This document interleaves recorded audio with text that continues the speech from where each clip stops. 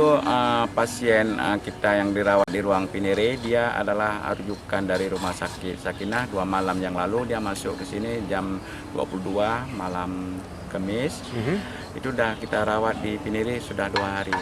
Itu hasil rujukan dari Rumah Sakit Sakinah, itu hasil rapidnya reaktif. Udah kita lakukan swab, tapi kita kirim ke Litbangkes Banda Aceh, hasilnya belum keluar.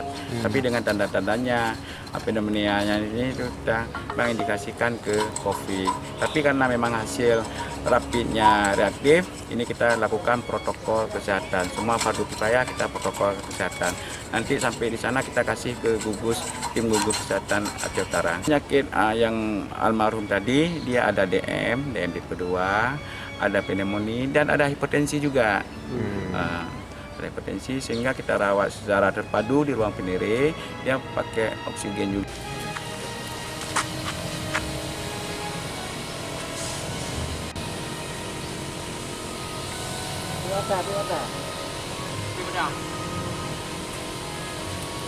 Ada.